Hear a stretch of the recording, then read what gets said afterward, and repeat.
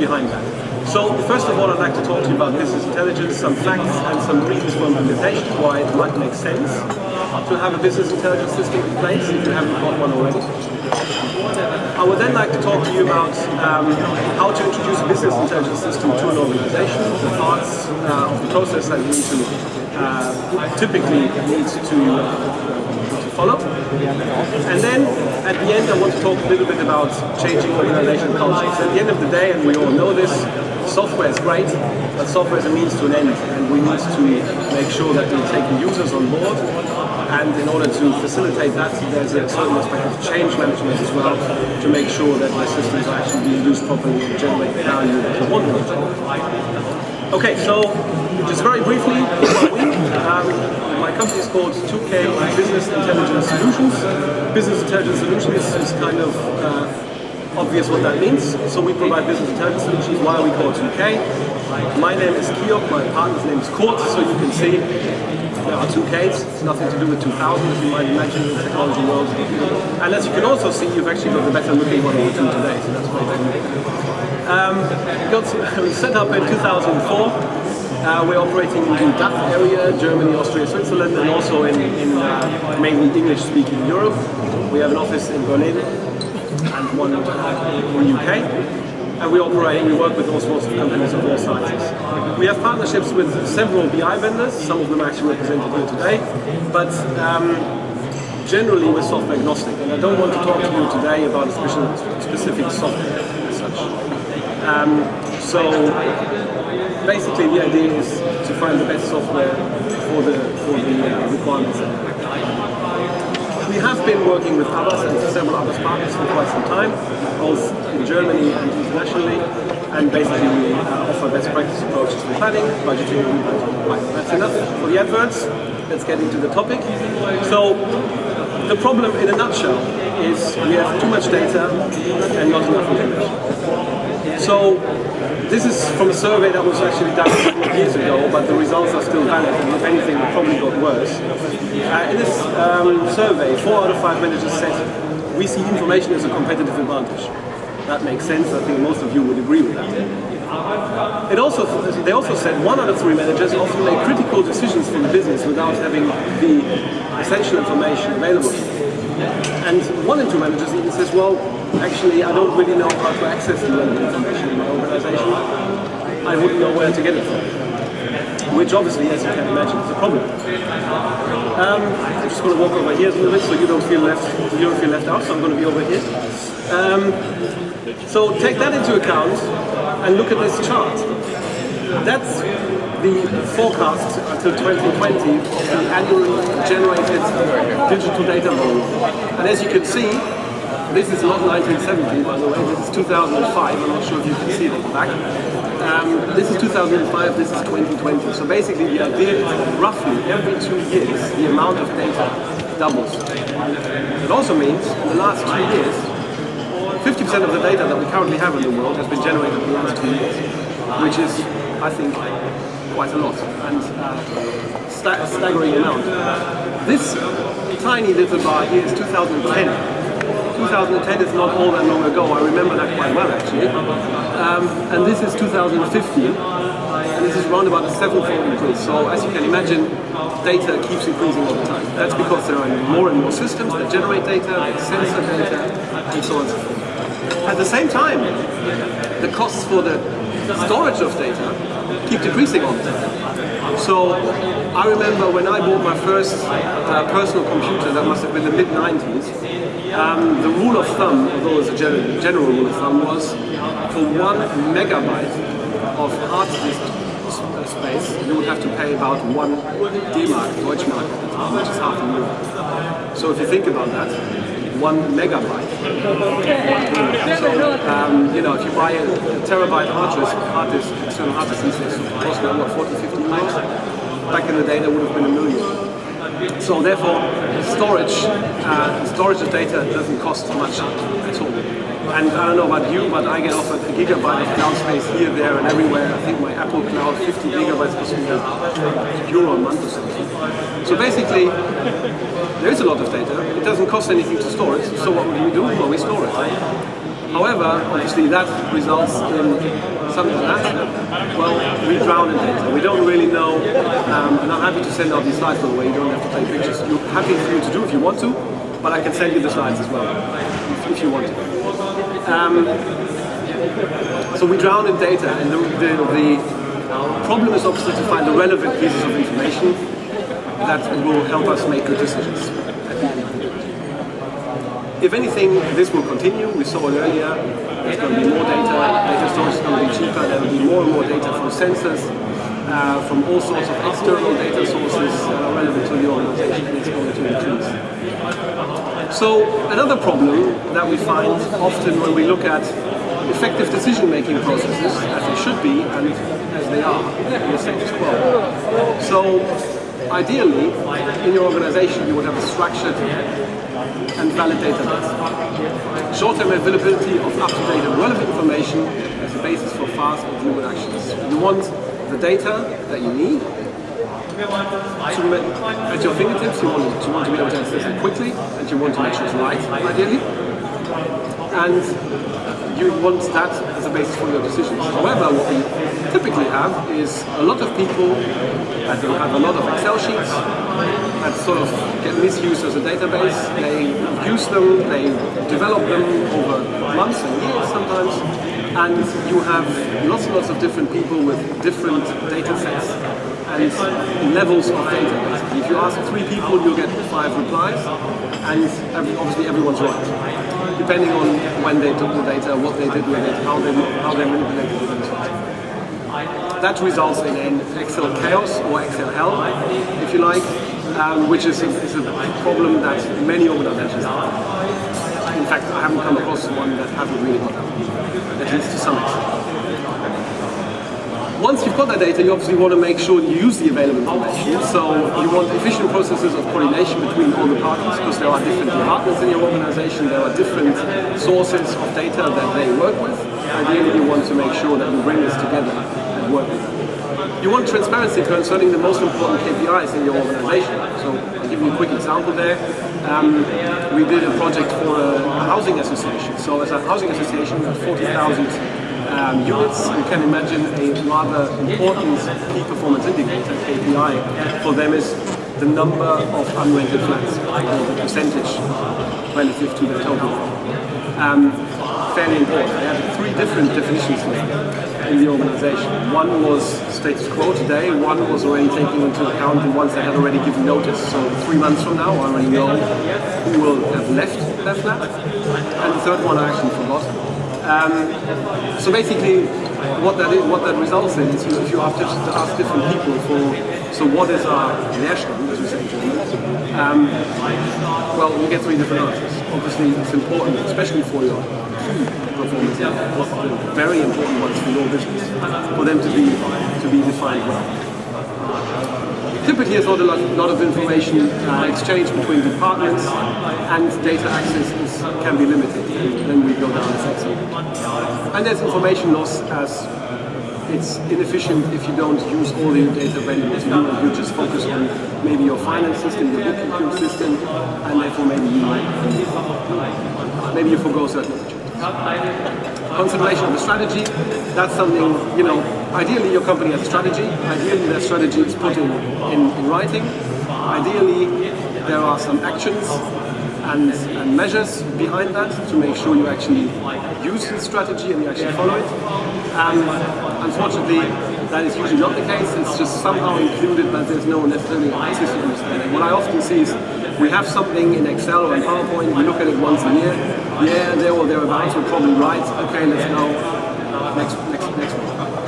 And next year you'll review it and it will be pretty much the same. So, that's part of the problem, and I see some people nodding, so I feel some of these problems are familiar to me.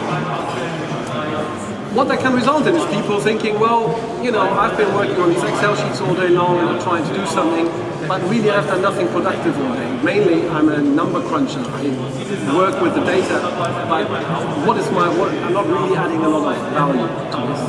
So that obviously can be a problem. It can be a problem for motivation, but it can also be a problem for utilization of resources. So what do you do? why does business intelligence make sense? What is business intelligence in a nutshell? Business intelligence aims at better decisions through increased transparency. Transparency across your vast amounts of data, give you the relevant information to help you to make better decisions for your business. That's the idea of business intelligence. How does it do that? Business intelligence tends to be aggregated information. Aggregated information means you don't need every line item. You may be interested in the total sales for products group A in month January or something.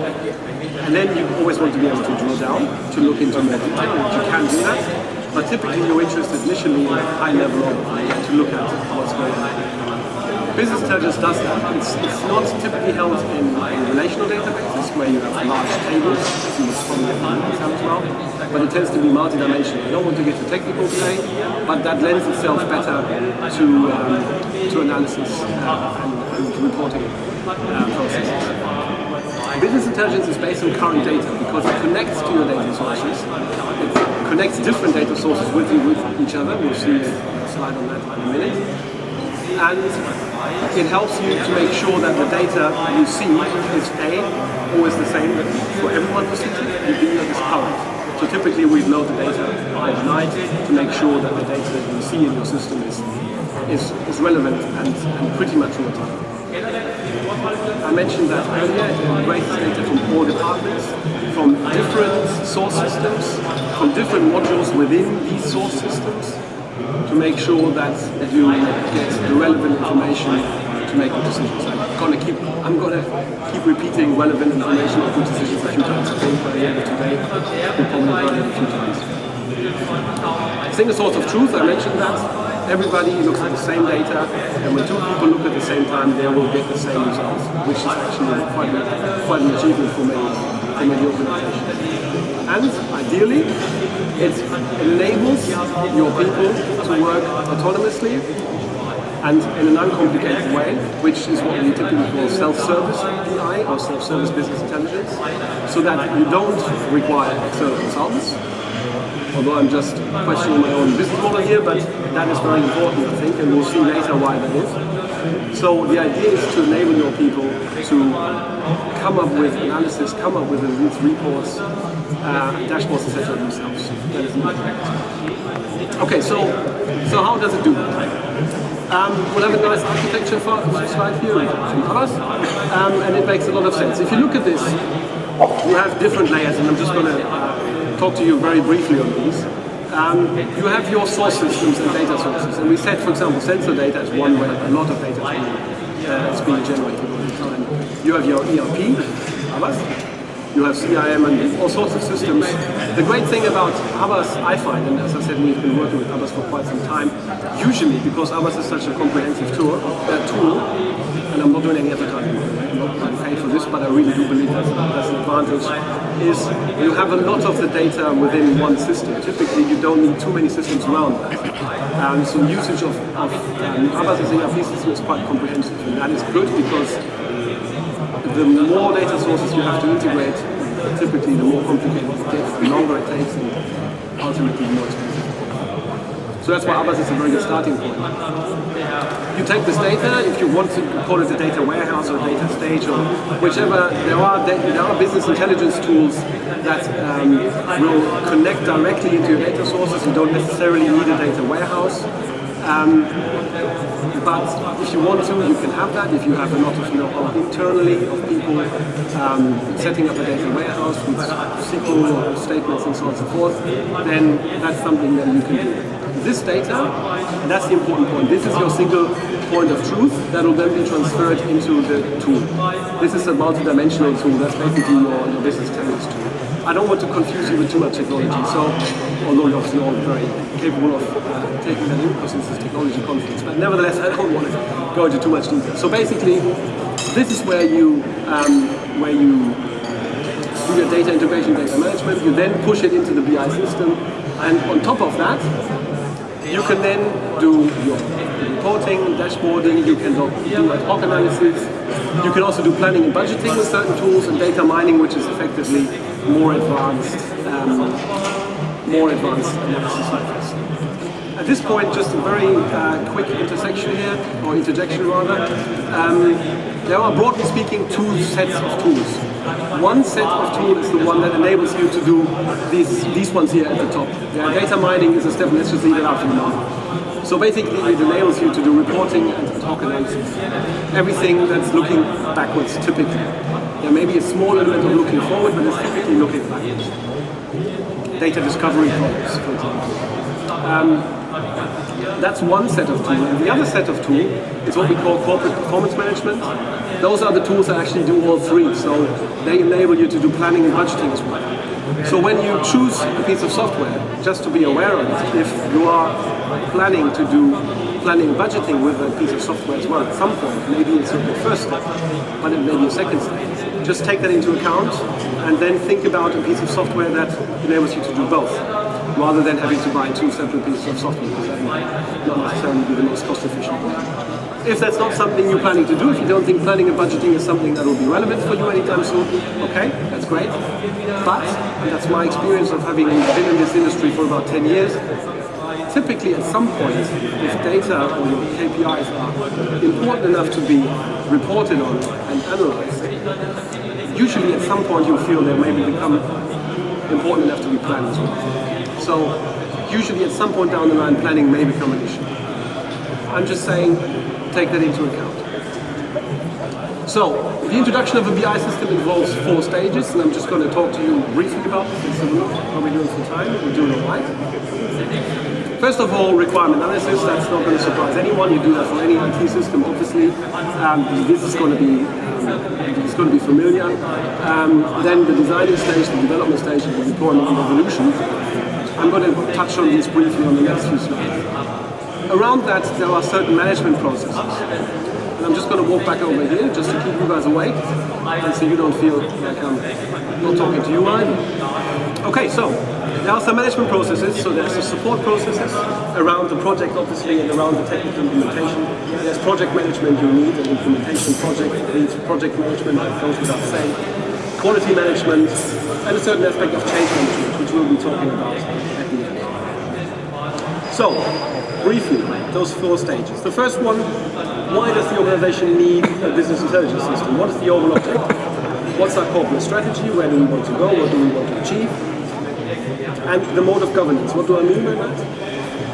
You can split this broadly in 2 groups. There are organizations that want all of their people to become basically little data scientists, and they want to give them as much availability of the tools as possible, and they want them to come up with their own findings. So basically, here's the data, there's a tool you can use, go for it, come up with your own conclusions. That's one way of doing it. Another way of doing it is to say, okay, I actually want to make sure that we all follow sort of the same general direction. So therefore, I want to propose a set of KPIs and reports and dashboards, and I want you to then maneuver within sort of this given set. Both approaches, in my view, are perfectly valid, and it very much depends on your corporate strategy, on your corporate culture as well, your management culture, how you do that, whether you're sort of very inclusive and try and encourage people to think for themselves, or whether you want to steer them a bit more along the way. Like I said, either way, it's totally valid. Who would use the BI platform? Obviously, different departments have different needs. Sales will have other needs. Sales may, for example, need a mobile application because they want to be able to access the data on the go. Finance, possibly not so much. Finance may be more interested in something that's a bit more spreadsheet-like, a bit more Excel-like, because they're really used to that. Operations, however, will have different needs again and so forth. So basically, look at who's supposed to use this and what needs to have. And I think that is a very important aspect. If you set up a project team or committee or whatever you want to call it, of internal resources that will help manage the implementation project, I would strongly suggest that you make sure that you have people from different departments, because that way you can make sure that different requirements are being included in the scope, and later on it will also help you with user acceptance and with the rollout if you have people in different departments pushing it. So that is actually an important point. I'm going to come back to that later briefly, but I think that's important. And then obviously the question, what is it that we want to analyze? What are our most relevant KPIs? What are our reports requirements, what do they look like, and what kind of dashboards do we want. Clearly you need that. You can't manage what you don't measure. We talked about mission and strategy. Ideally, out of that come critical success factors. Typically, you will want to make sure you can measure those in key performance indicators. You have actions behind that, so you can make sure you reach those KPIs. What if you fail? What happens then? It needs to be measurable. If you don't measure your success, well, then you don't know where you're going. And then all of this will ideally then become a part of your management reporting to make sure people actually adhere to the key performance indicators that you set to get the business involved. Second phase is the designing phase. That basically largely is down here, where you look at your data sources, where you think about what information is it that we need, how are my KPIs defined, I need this information from my sales module, and I need this information from my finance module, and I need to divide something with to get some kind of ratio. Invest time in this, I would suggest, because as we all know, if the house is built on sand, it won't stand. So please do this properly. However, I think the good old 80-20 rule applies, so don't overdo it either. Because I haven't seen a project where the initial specification requirement document wasn't changed during probably even the early stages of the project. It always happens because you realize you have more demand or different demand, or you realize a better way of doing things. So don't set everything in stone at this early stage, but please do think about what data do I need, where does it come from, how are my KPIs defined. I'll give you a quick example. I had a started the project, we had a very good document. I was quite impressed actually. The first time I was in their office, they gave me a 20-page document, very good. However, it then turned out that during the development phase, they realized, actually, what we didn't tell you is if the customer number is higher than 50,000, well then it's a non-domestic customer. For non-domestic customers, you have to look at the production costs in this table. However, there may be no standard production cost. If there isn't, well then you have to look there if there's an account manager, and if there's not, then take this. Otherwise, if it's below 50,000, you get the picture. They didn't actually think about that, and fair enough, that obviously was a complication we had to deal with, and it's not a problem to do that. But obviously, some estimates based on this initial document for how long it will take can then obviously differ if we realize throughout the process, well actually it's a bit more complicated than we thought. Like I said, that is typical and is to be expected, but the more of these kind of cases you can catch early on, obviously the less issues you have. Typically it's then the deadline that suffers, and usually we don't. Okay, at the end of all of that, there is a selection of a BI tool. And like I said, there are broadly two categories. Think about if you want to include planning or not. Like I said, it might be relevant later down the line. And think about your users. Do they like Excel, for example? Which is usually a question I ask. How much do you like Excel? A lot of controlling users love Excel. So if something that's at least have an Excel admin or is very Excel-like, it's great. If you talk to salespeople and marketing people, well, maybe Excel is not the tool of choice. You might want something that's a bit more flashy in PowerPoint, like drag and drop and so on. So, take that into account. There are hundreds of products out there. Most of them are decent. There's obviously a few very good ones. I'm not going to name any names. But like I said, at the end of this process, we want to select a tool, look at a few, get a few presentations, maybe a few proof of concepts, to basically for you to actually get your hands on this with your own data. That's typically what good software providers or vendors offer. To give you a proof of concept, to say, okay, give us some data, we'll come in, we'll just do a 2-day workshop or something, and then you can look at this with your own data, you can work with it. It's a working prototype, you might actually be able to use that later on, and you get a look and feel if you think you would be able to do this solution. Something I can recommend. Okay, then the development phase, that's basically all of this. Get the data out, push it into the data, into the solution, and then build your reports, your dashboards, and so on and so on. I've already talked about the driver for costs and time. That's the integration of too many different source systems. We talked about that. That's why I talked about the others. And then implement your reports and dashboards, and if needed, if you think that's required, then implement your planning solution. A few words here, because I mean so far that's probably been surprising very much. A few words here which may be relevant to you. I would always say a sequential introduction process makes sense. Don't do sort of the big bang and then produce it for all the departments in your business at once. I would tend to start with one department, usually the one where the pain is the largest, and if you ask them, they'll shout, "That's us." Get the ball rolling, so the people will then see benefits. They will realize, well, this is actually really great. Other people will get interested, and they will have requirements of their own, and they will want to then get that for themselves. For user acceptance and rollout in the business, it's usually good to do it sequentially rather than to sort of lock yourself away for months and then do the big bang. Unfortunately, the problem is the business tends to have moved on in the meantime, your requirements may have changed, and then may have actually all be all that way. So that's one, I think, that's important. You obviously need training for your employees. They need to be technically trained to be able to use the solution. Clearly, that goes without saying. However, I think it's also very important, and that's the second point here, to create a common understanding of the importance of the system. Like I said, ideally there should be a feedback to your strategy, to your key performance indicators. Why is it that we have this? Why are these the key performance indicators that we want to report on? Ideally, why are they part of your bonus agreement and of your target definition? Communication is the key.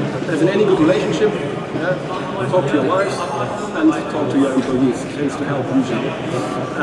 Sometimes I find anyway. And the last point, I think that's very important. Keep gathering leads of your employees, of your departments, because the system will evolve, and in fact it will evolve quite substantially usually. There's a very general rule of thumb that from the initial go-live of your initial BI project, when that's done, to basically by the time it sort of finishes life cycle in the organization and it's fully developed, very broadly you can say it grows threefold. So basically, we have this project, this is what we want, we're done. Expect it to become 3 times as large by the time we're done with it. I've seen organizations where that wasn't the case in either direction, quite dramatically, that can happen. But as a very general rule of thumb, you can expect it to grow. For the German speakers amongst you, you recognize this idiom. We say, der Appetit kommt beim Essen. Appetite comes while you're eating. So basically, you see what you can do with the tool. And, well, actually, that's not bad. Well, if I've got this data, it's not in there currently, but then we could do this and this. And I've always wanted to do that, but it's always been a major pain in the backside. I couldn't do it. Well, now I can. Actually, I've got a requirement. Could we push this? And that's what tends to happen. Ideally, it tends to happen, because that means that the users accept the system and they work with it. And then new requirements will come undoubtedly very quickly. So, keeping that in mind, this will interest you today. Total cost of ownership. The analysts from BARC, which is a big analyst house in the BI domain, in the IT domain in fact, they have done an analysis of the total cost of ownership over 5 years of a BI solution, taking everything into consideration. Internal server costs, internal IT resources, everything. Obviously licenses as well. The finding was that about 7 to 8% of the total cost of ownership over 5 years is your license cost up front. People tend to focus a lot on the license cost.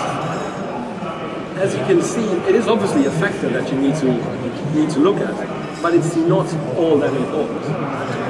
If you then take into consideration, again, this is just a broad rule of thumb, that if you spend 100 euros on licenses, you tend to spend 100 euros on implementation costs as well. And all software vendors will agree on this.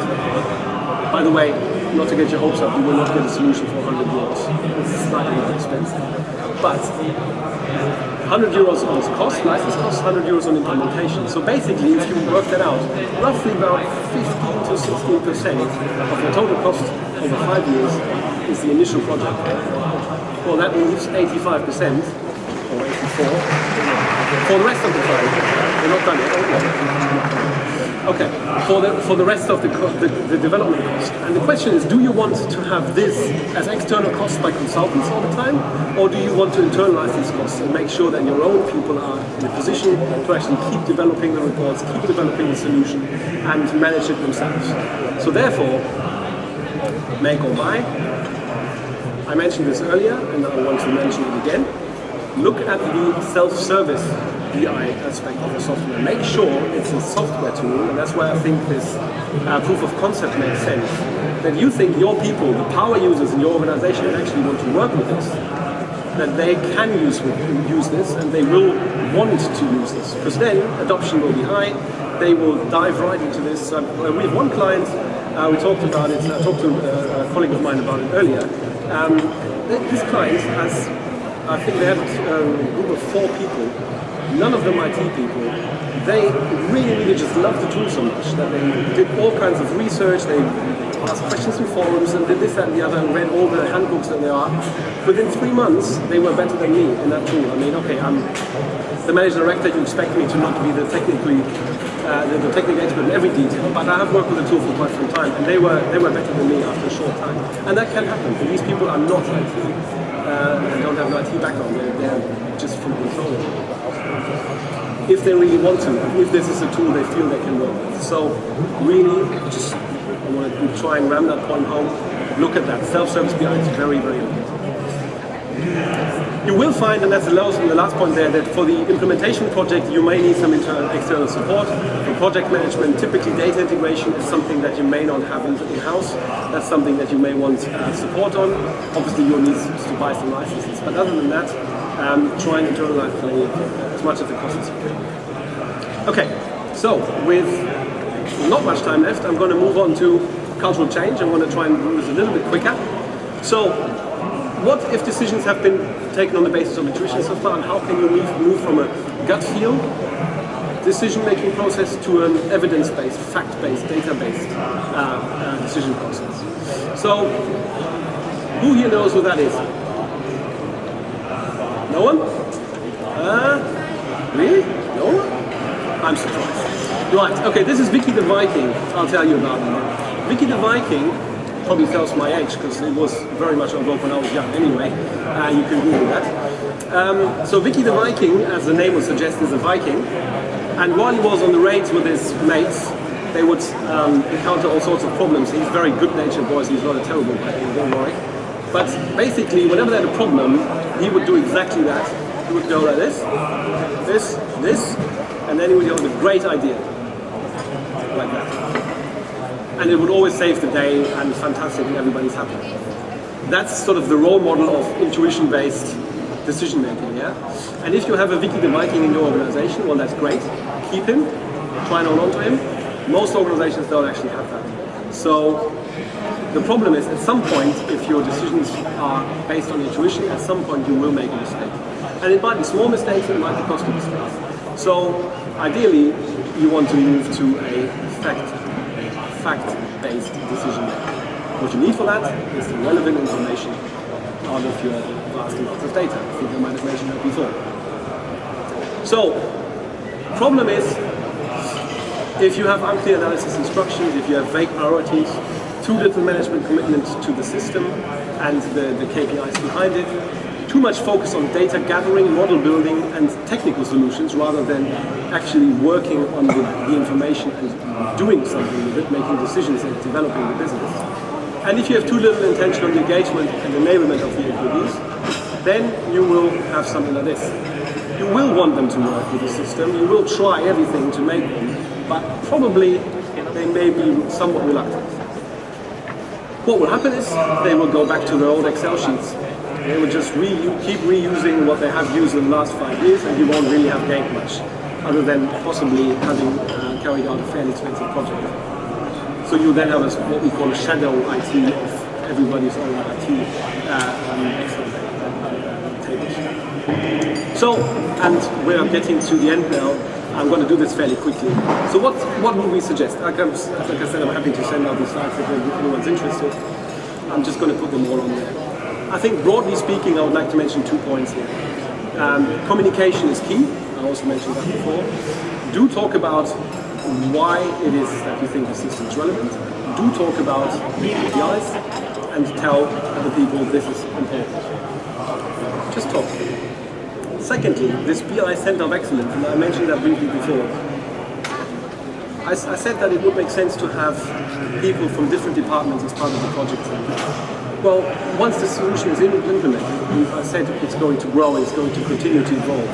Keep these people on. Have a group of people, again, not all just one from controlling or finance. That will help evolve the system and manage it. They will make decisions on certain reports, that will be adding certain data sources, that will be adding maybe new KPIs, maybe different planning processes, and so on and so forth. Again, there will be a sense of ownership, and these people will carry this into their own departments, and they will make sure that their departments work with these solutions as well. So, in order to facilitate user acceptance, this BI Center of Excellence is a great tool. So, I think I mentioned that before. Talk to your people, talk to them about why this is a system that's important, why these indicators, and where you want to go. This is my last slide. Just 2 quotes from users, such as yourselves or other people. So with the help of business intelligence, we reduce the time spent on reporting by up to 85%, while at the same time eliminating the diverse error sources through manual processes. So basically, okay, yes, you will be a lot quicker. You can actually go home and watch whatever it is you want to watch on TV, football maybe. And you can actually make sure that the processes, because they are automated, the data is actually correct. And the data that's represented in the reports is correct. And that's also what this other person said. Since we're using a business intelligence tool, I feel, or have been using, I finally possess all relevant data to take deliberate actions. And the best thing about it, I'm sure the data is correct. You may have had a situation where you send out data to your superior or a report in Excel, and you're not quite sure about every little last cell in there and every value in there, and you know exactly if they question you on certain aspects of this table that you just sent out, you may not be able to answer this question. Well, now you can say, well, it's come from the source system, it's come straight from the source, I haven't done anything with it. So either it's wrong in the source system or it's correct. That gives you a lot more security to trust the numbers that you are working with. Right, so thank you for your attention. I was asked to put that on the slide. I think you need that for feedback. And obviously we've got a few minutes for a few questions if you like. Otherwise, thank you for your attention.